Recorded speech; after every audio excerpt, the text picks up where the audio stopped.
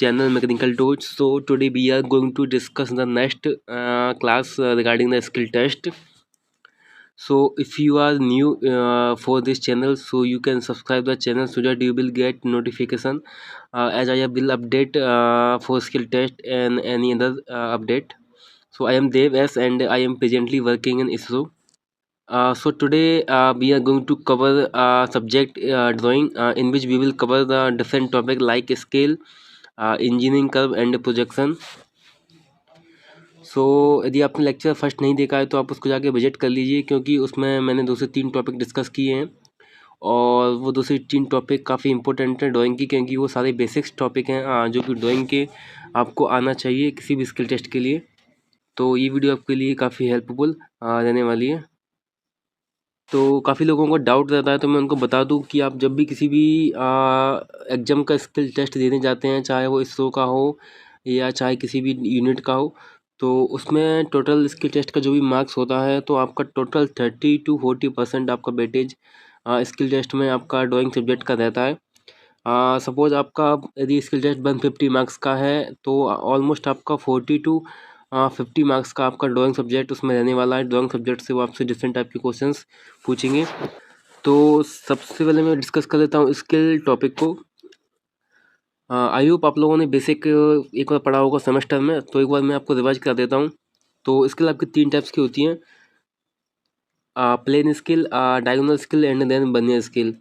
तो इसमें बेसिकली जो आपको मेन पढ़ना है वो आपको डायगोनल स्किल और बर्नियर स्किल के बारे में पढ़ना है। ये आपको ऑलमोस्ट क्वेश्चंस आपको एक क्वेश्चन आपको आ जाता है बनाने के लिए, जिसमें आपको डेटा दिया होता है और आपको डायगोनल स्किल या बर्नियर स्किल आपको बनाना होता है। तो 10 से 15 मार्क्स में ये क्वेश्चन आपको देखने को मिल जाता है। इसलिए आपको एवरी टाइप की स्किल जो भी है 3 टाइप की स्किल, तो इसमें आपको 2 से 3 क्वेश्चंस आपको प्रैक्टिस करना है, जिससे आपको यदि क्वेश्चन बाय डिफ़ॉल्ट आ जाता है तो आप आराम से इस क्वेश्चन को सॉल्व कर सको। तो इससे पहले मैं आपको एक बेसिक चीज़ें बता देता हूँ। यूनिट कन्वर्जन, क्योंकि जब स्किल की क्वेश्चन करते हैं तो यूनिट कन्वर्जन आपको अच्छे से आना चाहिए। सबसे पहले आपका आता है mm से सेंटीमीटर। तो आपका जो है मैट्रिक सिस्टम की बात कर लेते हैं। तो ये आपको जिसमें 10 mm इक्वल टू 1 सेंटीमीटर। बात करें डेसीमीटर की तो 1 सेंटीमीटर में आपका एक डेसीमीटर होता है। Then 10 decimetre equal to 1 metre. Then 10 metre equal to 1 decametre. Then 10 decametre equal to 1 hectometre. Then 10 hectometre equal to 1 kilometre. तो ये आपको बेसिक सारी mm से लेके mm, सेंटीमीटर, डेकामीटर है, मीटर, हेक्टोमीटर एंड डेकोमीटर, ये आपको रिलेशन याद होना चाहिए। अब बात कर लेते हैं वेटेज सिस्टम की। ये थोड़ा इंपॉर्टेंट है क्योंकि स्किल्स के जो क्वेश्चन आते हैं वो मोस्टली आपके वेटेज सिस्टम के बेस पर ही आते हैं। तो इसमें आपका आ जाता है इंचज़ का, तो 1 inch equal to 2.54 centimetre. Then 12 inch equal to 1 foot, जिसे हम फीट भी बोलते हैं, और 3 feet equal to 1 yard, and then 220 yard equal to 1 furlong, then 8 furlong equal to 1 mile. तो उसमें इंपॉर्टेंट है जो आपको रिलेशन याद करना है वो आपका एक इंचेस का हो जाता है, एक फीट का हो जाता है और एक यार्ड का हो जाता है। तो आपको केवल 3 रिलेशन याद करते हैं, that is 1 inch equal to 2.54 centimetre, 1 feet is equal to 12 inch and 1 yard equal to 3 feet. तो ये आपको रिलेशन 3 से 4 रिलेशन आपको अच्छे से याद होना चाहिए, क्योंकि स्किल के क्वेश्चन में ये आपसे रिलेशन के बेस पर आपको सॉल्व करना होता है। अब बात आती है आपकी सबसे इम्पोर्टेंट टॉपिक की, जो है आपका RF, जिसे हम बोलते हैं रिप्रेजेंटेटिव फ्रैक्शन। तो ये आपका रेशो होता है length of the drawing on the paper upon actual length of the object. तो जब भी हम किसी भी चीज़ की ड्राइंग बनाते हैं तो उसे हम कभी कभी एक्चुअल ड्राइंग की जो साइज़ होता है उससे कभी छोटा बनाते हैं, कभी उससे हम बड़ा बनाते हैं, कभी उसके साइज़ का बनाते हैं। तो RF बेसिकली शो करता है कि आपकी जो फ्रैक्शन का रिप्रेजेंटेटिव फ्रैक्शन है वो आपका इस प्रकार की आपकी स्केल है। तो आपका जो ऊपर आता है वो आपका आता है length of drawing on the paper. तो जो भी आपकी एक्चुअल लेंथ है तो उसका आप पेपर में कितना लेंथ ड्रॉ कर रहे हो और एक्चुअल लेंथ आपकी कितनी है। तो इस प्रकार आपकी स्किल 3 पार्ट्स में डिवाइड हो जाती है। पहला आपका आता है रिड्यूसिंग स्किल। तो यदि आपकी जो एक्चुअल लेंथ है उससे यदि आप कम लेंथ में आप ड्रॉ कर रहे हो पेपर पर तो उसको बोलेंगे आप रिड्यूसिंग स्किल। जैसे कि आपकी मैप होते हैं, इंडियन मैप, स्टेट मैप, तो वो बेसिकली सारे रिड्यूसिंग स्किल के बेस पर ड्रॉ किए जाते हैं। देन आता है इनलार्जिंग। इनलार्जिंग में जब हम किसी छोटी चीज़ को बड़े रूप में हम शो करते हैं ऑन पेपर, उसको बोलते हैं इनलार्जिंग। नेक्स्ट आपका आता है इक्वल साइज स्केल। तो जब आपका जो एक्चुअल साइज और ऑन पेपर साइज सेम होता है तो वो आपका आता है इक्वल साइज स्केल में। तो यहाँ जो हम क्वेश्चन करेंगे वो जनरली आपके रिड्यूसिंग स्केल के करेंगे। तो सबसे पहले आपका आता है प्लेन स्केल। तो प्लेन स्केल तो आपको पता है जो हम जनरली यूज करते हैं मेजरमेंट के लिए। तो बेसिकली ये कुछ नहीं है, सिंपली एक लेंथ होती है, उस लेंथ को हम पर्टिकुलर किसी भी पार्ट में डिवाइड कर देते हैं और जो पर्टिकुलर डिवीजन होता है उनको भी हम पर्टिकुलर कुछ 10 या 5 डिवीजन में डिवाइड कर देते हैं अपनी रिक्वायरमेंट के हिसाब से। तो उसको बोलते हैं प्लेन स्केल। इसका मैं एक एग्जांपल आपको दे देता हूँ जिससे आपको आइडिया हो जाएगा कि किस टाइप के क्वेश्चन आपको लगाना है। तो ये क्वेश्चन है आपके सामने कि construct a scale of 1:4 to show the centimetres and long enough to measure up to 5 decimetre and show on it 2.5 decametre. तो क्वेश्चन में बेसिकली आपको RF 1:4 दिया हुआ है रिप्रेजेंटेड फ्रैक्शन। तो इससे आपको पता चल जाता है कि ये रिड्यूसिंग स्केल है और आपको बोल रहा है कि आपको एक ऐसी स्केल बनानी है जिसमें आपको सेंटीमीटर और सेंटीमीटर आपको शो करना है और प्लस ये आपको मैक्सिमम आप इस स्केल पर 5 डेसीमीटर तक आप शो कर सको और उस स्केल को बनाने के बाद आपको इस पर 2.5 डेसीमीटर शो करना है। तो सबसे पहले हम डेटा लिख लेंगे क्या क्या दिया हुआ है। तो वही चीज़ें, तो RF की वैल्यू दी हुई है 1:4 और मैक्सिमम लेंथ उन्होंने बोला है कि 5 डेसीमीटर तक आपको 5 डेसीमीटर तक आपको मेजर लेंथ बनानी है। तो ये मैक्सिमम लेंथ हो गई। तो हमको निकालना पड़ेगा कि लेंथ ऑफ स्केल क्या है, आपको जो ड्रॉ करना है वो उसकी लेंथ क्या होगी। तो लेंथ ऑफ स्केल जो हो जाएगा वो हो जाएगा आपका आधा factor multiply by maximum length. तो यहाँ से आप कैलकुलेट करोगे तो आपका आ जाएगा 5/4 DM जैसे डेसीमीटर। तो मैंने बताया था कि यूनिट कन्वर्सन इंपॉर्टेंट हो जाता है क्योंकि अब हम डेसीमीटर में तो स्केल ड्रॉ नहीं कर सकते, जो हम ड्रॉ करेंगे वो सेंटीमीटर में ड्रॉ करेंगे। तो अब हमको डेसीमीटर जो है 5/4 डेसीमीटर्स को हमको कन्वर्ट करना पड़ेगा सेंटीमीटर में। तो हम उसको रिलेट करेंगे कन्वर्सन से तो हमारा आ जाएगा 12.5 सेंटीमीटर। तो ये हमारी टोटल लेंथ होगी जो हमको शो करना है। और उसके बाद हमको जो नेक्स्ट क्वेश्चन पूछा गया था कि आपको 2.5 डेसीमीटर को शो भी करना है। तो उसको ही हम सेंटीमीटर में कन्वर्ट कर लेंगे। तो 2.5 सेंटीमीटर कितना हो जाएगा, यदि आपका 5 डेसीमीटर 12.5 सेंटीमीटर हो रहा है तो 1 डेसीमीटर इतना हो जाएगा। तो 2.5 डेसीमीटर आपका हो जाएगा 6.25 सेंटीमीटर। तो ये हमने फाइंड कर ली दो वैल्यू इन सेंटीमीटर। ये आपकी मैक्सिमम लेंथ है और ये आपको शो करना है। तो बेसिकली इस प्रकार से प्लेन स्केल ड्रॉ होती है जिसमें आपको सिंपल 12.5 सेंटीमीटर लाइन खींचना है और पर्टिकुलर हाइट पर आप उसको एक ड्रॉ कर सकते हो। तो मैं आपको एग्जैक्टली ड्रॉ करके नहीं बताऊंगा क्योंकि इसमें बहुत ज़्यादा टाइम लग जाएगा। तो आप स्किल का कोई भी लेक्चर देख सकते हैं ऑनलाइन या ऑफलाइन या किसी बुक से। तो वहाँ आपको एक बार देख लीजिए कि आप प्लेन स्केल का क्या मेथड है और कैसे ड्रॉ करते हैं। तो आपको इस प्रकार का क्वेश्चंस आपको 1 से 2 क्वेश्चन सॉल्व करने हैं। ये क्वेश्चन और आपका मैं आपको एग्जांपल देता हूँ कि इस टाइप के क्वेश्चन भी आप सॉल्व कर सकते हैं प्लेन स्केल में। That is a room of 1728 metre cube volume is shown by a cube of 216 centimetre cube. तो find the RF and construct a scale to measure up to 42 metre और mark a distance of 12 metre on the scale. तो थोड़ा सा question twist है कि आपको एक volume है पर्टिकुलर रूम का जिसको आपको इतने में कन्वर्ट करना है और उसको मेजर करने के लिए आपको स्केल ड्रॉ करना है जिसकी मैक्सिमम लेंथ आपको 42 मीटर दी हुई है और उस स्केल में आपको मार्क करना है 22 मीटर को। और आपको उसमें फाइंड भी करना है RF। इस बार आपको RF फाइंड करना है। बेसिकली आपको RF दिया था, इसमें आपको RF फाइंड करना है। तो इस टाइप के क्वेश्चंस आप कर सकते हैं एग्जांपल 2 से 3 क्वेश्चन ईच स्केल के, जिससे एग्जाम में आता है तो आपको आसानी से आप स्केल के क्वेश्चन सॉल्व कर पाएंगे। नेक्स्ट आपकी आ जाती है डायगोनल स्केल। तो मोस्टली क्वेश्चन जो आते हैं एग्जाम में वो डायगोनल स्केल से आते हैं। और डायगोनल स्केल में हम यूज क्यों करते हैं, वो उसका सबसे बड़ा रीज़न ये है कि डायगोनल स्केल यूज किया जाता है टू रिप्रेजेंट 3 कंजिक्यूटिव यूनिट्स और 2 कंजिक्यूटिव यूनिट एंड सब unit of second unit. Basically जब आपको एक यूनिट के अंदर देखा आपने कि जब हम प्लेन स्केल के सॉल्व कर रहे थे क्वेश्चन तो हमने उसमें एक यूनिट को डिस्कस किया था। यदि सेंटीमीटर है तो सेंटीमीटर डिस्कस किया था, मीटर है तो मीटर डिस्कस किया था। लेकिन जब हमको एक ही स्केल में 2 से ज़्यादा सब यूनिट भी डिस्कस करना होता है कंजिक्यूटिव यूनिट, तब हम यूज करते हैं डायगोनल स्केल। तो इसमें किस टाइप के क्वेश्चन आपको करना है वो आपको एग्जांपल दे देता हूँ। तो उसको भी आप वीडियो एक बार देख सकते हैं फुल कैसे ड्रॉ करते हैं डायगोनल स्केल को, क्या मेथड है ड्रॉ करने की, जिससे आपको ज़्यादा टाइम नहीं लगेगा मेथड सीखने में। तो किस टाइप के क्वेश्चन आपको देखना है मैं बता देता हूँ। Construct diagonal scale of RF 1/32। तो RF की वैल्यू दी हुई है।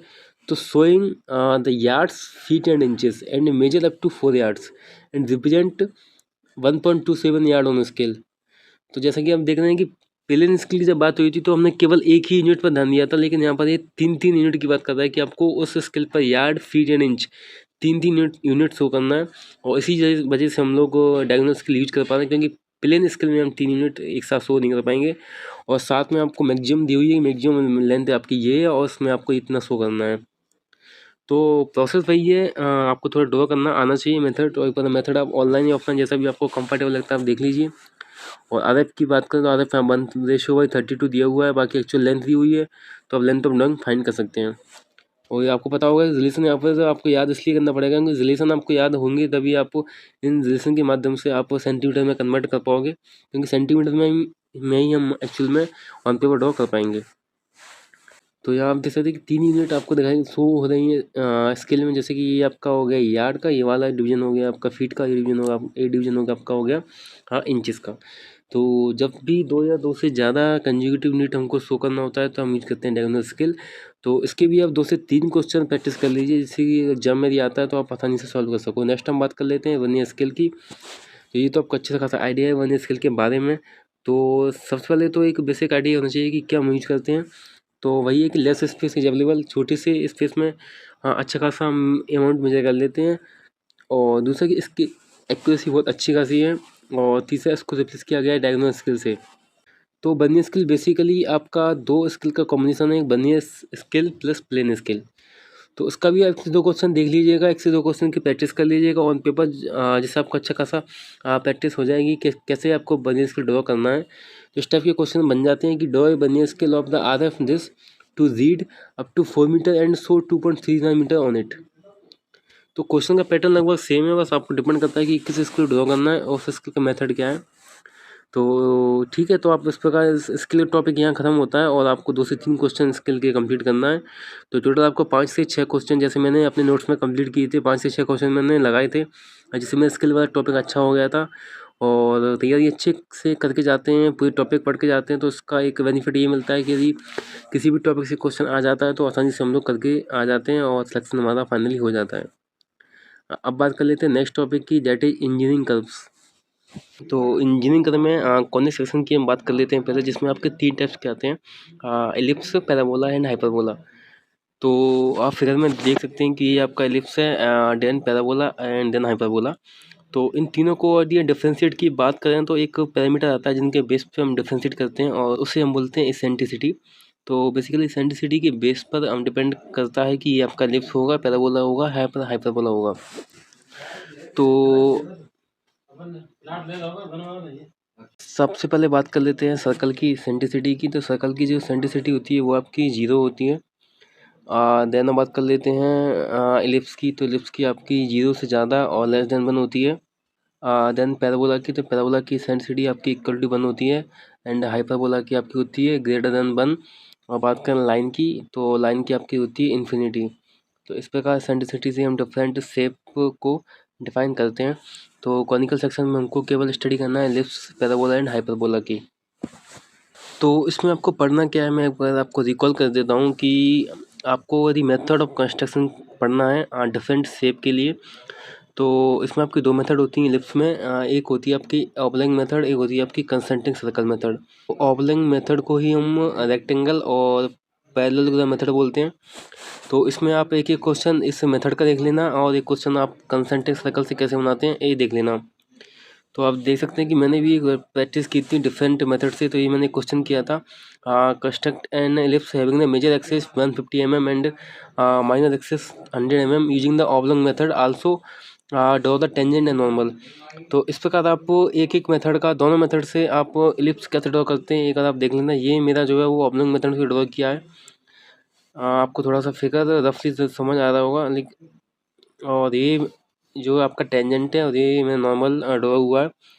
तो इस प्रकार आप एक एक मेथड से ड्रॉ करना सीख लीजिए। इस पर नेक्स्ट आपकी मेथड आती है कंसेंट्रिक सर्कल से। तो सेम क्वेश्चन मैंने कंसेंट्रिक सर्कल से ड्रॉ किया हुआ है। ये आपकी कंसेंट्रिक सर्कल मेथड है, इसे भी मैंने सर्कल एलिप्स ड्रॉ किया हुआ है। इस प्रकार नेक्स्ट यदि बात करें पैराबोला की, तो पैराबोला में भी सेम दोनों मेथड आती हैं। एक आपकी आती है ऑबलॉन्ग और रेक्टेंगल मेथड, एक आपकी आती है टेंजेंट मेथड। तो सिमिलरली पैराबोला का भी बात की जाए तो एक आप ऑबलॉन्ग मेथड से कैसे ड्रॉ करते हैं ये आप देख लीजिए। और एक आप देख लीजिए कि टेंजेंट मेथड से कैसे ड्रॉ करते हैं। तो ये आपका जो मैंने यहाँ पर टेंजेंट मेथड को यहाँ पर एक प्रैक्टिस क्वेश्चन सॉल्व किया था। ये आपका जो है टेंजेंट मेथड से पैराबोला ड्रॉ किया हुआ है। बाकी हाइपरबोला और साइक्लॉइड इतना इंपॉर्टेंट नहीं है। बाकी टाइम आपके पास ज़्यादा है तो आप एक साइक्लॉइड और हाइपरबोला के भी आपकी क्वेश्चन प्रैक्टिस कर सकते हैं। जैसे मेरे पास टाइम था थोड़ा सा, तो मैंने यहाँ पर जो है एक हाइपरबोला का क्वेश्चन प्रैक्टिस की हुई थी। तो बेसिकली ये होता है कि जब हम सारी चीज़ें पढ़ के जाते हैं एक बार, तो यदि बाई चांस बाई डिफ़ॉल्ट यदि क्वेश्चन आ जाते हैं तो हमारी तैयारी पूरी होने की वजह से हमको फ़ायदा ही मिल जाता है कि हम क्वेश्चंस सॉल्व कर ले जाते हैं। अब बात कर लेते हैं next topic date is projection. तो प्रोजेक्शन का भी आपको अच्छा खासा आइडिया होगा, सेमेस्टर कॉलेज में हम लोग पढ़ते हैं। तो सबसे इम्पोर्टेंट चीज़ जो इस टॉपिक में आती है वो आपका आता है first angle projection and third angle projection. तो इस टॉपिक से थियोरेटिकल क्वेश्चन भी बन जाते हैं, जिसमें बेसिकली वो आपसे दोनों डिफरेंस पूछ लेता है कि क्या डिफरेंस है, या दोनों को कैसे डोनेट, कैसे आप दोनों को शो करते हो, कैसे आप दोनों को दर्शाते हो फर्स्ट एंगल थर्ड एंगल को, उससे भी क्वेश्चन पूछ लिए जाते हैं। और इसके अलावा फर्स्ट एंगल थर्ड एंगल में क्या डिफरेंस है और क्या उनका सिंबल है। जैसे सिंबल की बात करते हैं तो ये आपका सिंबल आ जाता है फर्स्ट एंगल के, आपका सिंबल थर्ड एंगल का। तो इस सिंबल के बेसिस पे भी 1 से 2 क्वेश्चन आपसे पूछ लिए जाते हैं। जब मेरा स्किल टेस्ट हुआ था तो हमसे फर्स्ट एंगल प्रोजेक्शन का सिंबल पूछा गया था कि कैसे आप उसको शो करते हो, उसको आपको ड्रॉ करना है। तो यहाँ पर आपको डिफरेंस दिया हुआ है फर्स्ट एंगल और थर्ड एंगल में। तो मैं थोड़ा सा आपको एक आइडिया दे देता हूँ कि क्या है बेसिकली फर्स्ट एंगल और थर्ड एंगल। तो आप यहाँ देख सकते हैं कि ये आपका बेसिकली फर्स्ट क्वाड्रेंट में बना हुआ है, इसलिए इसको फर्स्ट एंगल प्रोजेक्शन बोलते हैं, और ये आपका थर्ड क्वाड्रेंट में बना हुआ है, इसलिए इसको हम थर्ड एंगल प्रोजेक्शन बोलते हैं। अब बात कर लिए थोड़ी सी कि इसमें अंदर क्या होता है, क्या इसमें मैटर है।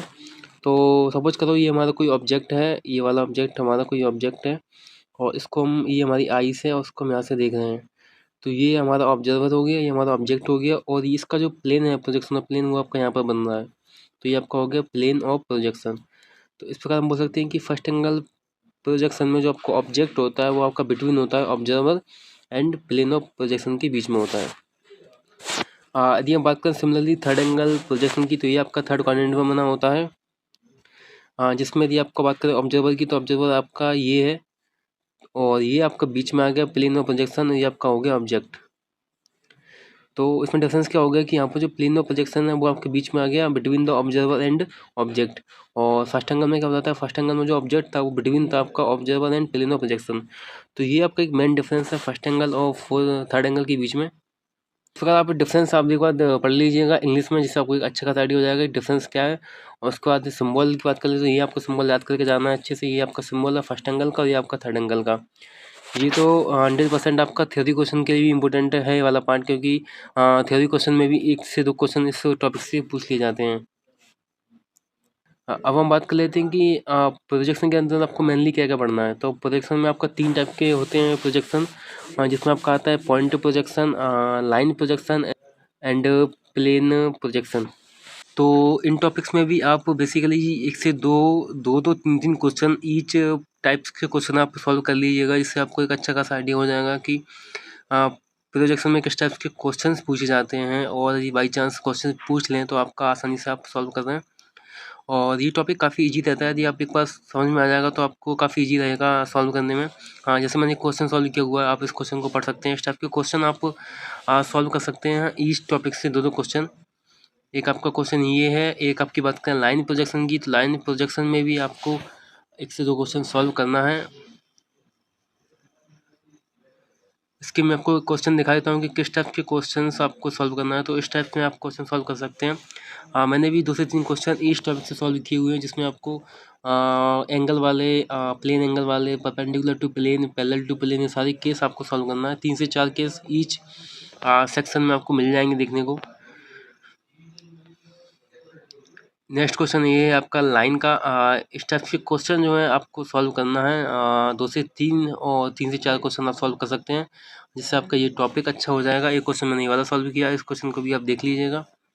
तो इस प्रकार आपका बेसिक जो है प्रोजेक्शन का अच्छा हो जाएगा, और यदि कोई क्वेश्चन आता है तो आप आसानी से प्रोजेक्शन के क्वेश्चन कर लेंगे। और तो बात करें आपके इंजीनियरिंग कर्व की, तो कर्व का भी मैंने बेसिक बता दिया आपको क्या पढ़ना है। आपको हर मेथड से 1-1 2 क्वेश्चन सॉल्व करना है। और जो बेसिक कर्व का कॉनिक सेक्शन है, जिसमें आपका पैराबोला, एलिप्स और हाइपरबोला, ये आपको ड्रॉ करना है 1-2 बार मैनुअली। और कोशिश करना है कि आप ऑटोकैड पर भी ड्रॉ करने की कोशिश करना कि आप ऑटोकैड पर ड्रॉ कर सकें। और आपका फर्स्ट पोर्शन था स्केल का, तो स्केल भी आपको 3 जो मेथड थी, simple scale, vernier scale and diagonal scale, तो तीनों मेथड से आपको एक एक दो क्वेश्चन सॉल्व करना है। और आपको क्वेश्चन इजीली कहीं भी आपको किसी भी बुक में मिल जाएंगे, या फिर आप ऑनलाइन सर्च करेंगे यूट्यूब पे किसी प्लेटफॉर्म पर या गूगल पे, तो कहीं भी क्वेश्चन आपको मिल जाएंगे। और बाकी मैं जो PDF शो कर रहा हूँ मैं आपको, उसमें भी क्वेश्चन हैं, तो वो क्वेश्चन आप एक बार देख सकते हैं। नेक्स्ट हम बात करेंगे वीडियो में ऑर्थोग्राफिक व्यू के बारे में, जो पूरी ड्राइंग का एक सबसे मेजर पोर्शन है, क्योंकि उस टॉपिक से तो क्वेश्चन 100% आना ही है। तो उसको हम नेक्स्ट वीडियो में डिस्कस करेंगे। All the best and thanks for watching.